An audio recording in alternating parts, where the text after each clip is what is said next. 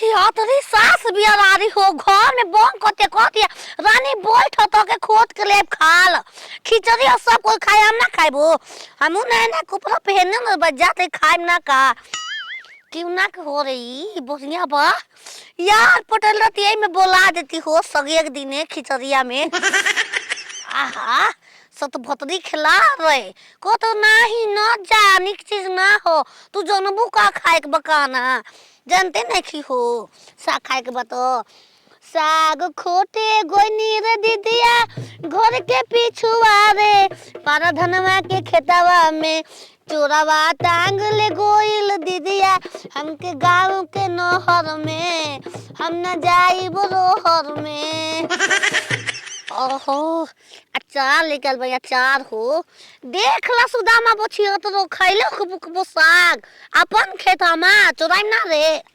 हम सोचले रहनी तो संगे ओकरा के लिया के जाइब तो साग खोटवाइब आ खोटम आ केहू संगे बाजी ना लड़ी ना आई खेलकड़ी हमारे से पहले घर छोड़ के निकल गुल बिया का जाने केने गोल बिया केने ना कौन ठीक बा बाजियो हो जाई आई केहू के खेत में जाई कबारी या नोची चोथी तो लड़ ना जाइए सन झगड़ा ना कर ले सन अरे हे जा बैठल बड़ू ए के रे कहला ना नीनू हमरा संगे आई हे बान के हाथ को रखवाव तो घर में को तो संगे है त का करी तरह के छोड़ दिया हेर माजे के अपन मन के बड़ू ई दूसरा कोई के खेत है अपन ना खेत है चल होने किन होने अपन बगे हम उन्हें ना जाबो तो दूसरा में खोट तो गाड़ी देबे लगिए सन एही में सब कोई खाता ए बेजू कुमार रुको जे बेजू कुमार कइल बैठ रे मांगो करा चोखा ले बा अरे चोखा दहो चोखा साग हां दहे मां काहे तने के देहे द हमरा के द ए बाबूगा दे देना तो लागी मारे पूरा सही धमक देख चल जता नी निमो को मर चलेल बड़ा हम झूठ बोले नी मन ना हो ओय हो दादा ए बाबा चा करो के दा दे हो हिम्मत खारी मचरा हवे गंदा ला अरे कर के बहाना तू मिले तो है खोटे के सरसों के साग भाग तोर जाग जाई अरे देखे के मिली काला नाग भाग तोर जाग जाई देखे के मिली काला सास पतो साग के दिन बड़ी ना चलू बड़ी ए बगल अरे बाबा दूसरा लेखन के काहे के बोलावत है तू अपन घर गांव के जरी के बारे अपन घर के भीरी के तो तोरा भीरी नाच देते गा देते दूसरों को बोला के न चलबो ये यार कौनो बात होला ओकरा पर फोन करे नी उ हमरा भी करेला हां हां तीता बापो करे कोनी चला अपन खेत में रानी ना त क्यों न सन नाम ना जा सुन जा ई विश्वामित्र के साग के खेत ठीक बा आ चल जा बहुत गरी आवेला आ तू बूढ़ बालू तरह के धक लसरिया दे नहीं में अरे हम तो उहे बतिया कहत रही नखन मानत खिलवाड़िया चल ना रे हमें जे खाए हो खो ये जे हम नहीं जाना आहा बैगन हाँ गुलतार वैसे जैसे सरसों के सगिया ताजा गुलतार वैसे जैसे सरसों के सगिया ताजा तरकेरा देहिया वैसे पुअरा के योगिया राजा आ देखो कोई आवत ओकर संग नाचे लागत तू ना कोई का हमर अब हो को ना खाइबो ओ बैठा बैठावत त जैसे बालू जाना तक यार हई तो लो हम खियाओ त का उल्टा पुल्टा मत बोला बुझाइल हमरा पतोहिया के साथे तीता बा ओ करा संग किस्सा है सब नून मरचा पीस के लेबे ई कौन आइटम हो मचीरा ये दता आई हो माई नहीं के खोते के हाथ चल बार हुल्लू बनावे देखो ए चाची ए खेला करी ए चाची का हो रे बचबा विश्वामित्र जी का खोट ल सगिया आय खोट लन त यहां अरे कैसे खोटा तनी हम राइफल से उनके खूंटा ठोकाला दिने दहाड़े हां हां आचे अइहे सर खूंटा ठोकी हसन कैसे मिले आई हो परले बिया माई हो विश्वामित्र आन फाड़ के आईब हो रार में बोलाईब हो बाजू एगो उपाय बताई हो साग खोटे आवा हो ओहो तो ही इनकर अच्छा हवे जो ना गोरा बना जो ना कि स्कूलिया में नकिया में पिजिना खियावत नहीं जा हाँ, हाँ। ना कटिया छोटी को हाँ, पकड़ रे बड़ा बॉय भौजी का चल बु रहिला के खेत में हम रहना ना खाली हां हम ये कर हइए खालू खाइबे ए मर्द लइका भी कहीं हम तार दे अरे सारा एक दिन को मरले रहला तो राइफल कर मुंह आहा अरे भागू के खेत वाला तो सन हम दे रात ही काम ना दे खिचड़ी खेला कर तो जा लड़ियो कर आज सकर म करो के उ खाला के उ रहेला हां त मार के मंगिए फाड़ दिया सन आ तब तारा बुझाई हम चल नहीं जा जा जा जा नौटंकी हम दम नहीं खेला गल दैया में जा बोलावो ना के ना बाप के टंगरी में धर जानो मारो फाड़ दिए छे आवा आवा ना लिया के ओहो कितना लस लस जे हो गेल मन करे लागल खाए कौन के है रे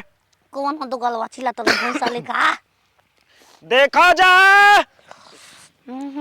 अरे ए, कानवा से सुनाई नहीं खे देत मचदा लियल बनी हां वो तो ठप्पा मारल बा ना करे करे छिनरी कबे काम चिची आता नहीं हो के हो मानिक में बाल हो चुपचाप रह सोचा तालू केहू के भाता बना के तोरा से छिनार बोलो हमार बमला के पइबे रे कबो दो गलवा रे पइबे मुंह पर देखल बा गारू आदमी का देखा तनी होशियार ढेर मत अरे झंटुआ रे हट! बाप। अबे निकाल के मैं हो जौन बा ना दांतवा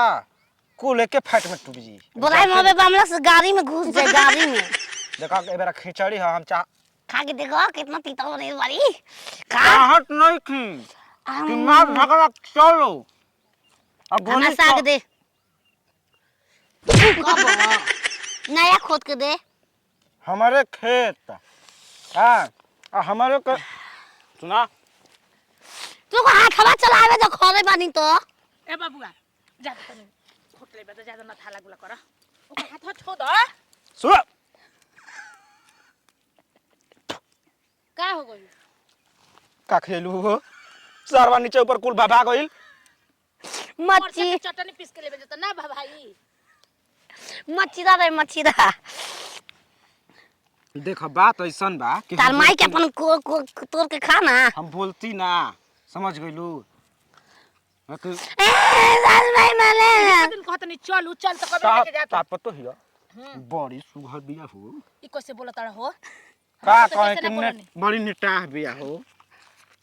बिना लूर के बिया हां ज्यादा लूट के पिए चल ना तभी कहां बिया कइले हो अपन लइका के आए बोखरनपुर हई बखोरनपुर के हिया हां तू तब कैसे हो? ताकत हो मन तोहरो के ताकत नहीं तार पतोहियो के तारे ताके के नजरिया से हे तरी कोई के ताकत बुझे तो मेहरारुए कबो ने ख देखले माने का देखत नहीं हमें जानता नहीं का देखत रहो अब ये कह देम ना त मार के बबरिया कबार दी अभी जानतो नहीं को क्वेश्चन एगो याद पत्र बन बोलेले बनी या से मिले खातिर तू हमारा खेत में मत मिले हो मिलब ए में निक लागला तो हम नहीं खई अरे वो बुलाओ रे रुआ अब हम का कहीं तारा के चले जाले चलू दता मरी देखो चला हम ही नहीं खिचाहत बा कि मार हो जा समझ गइलू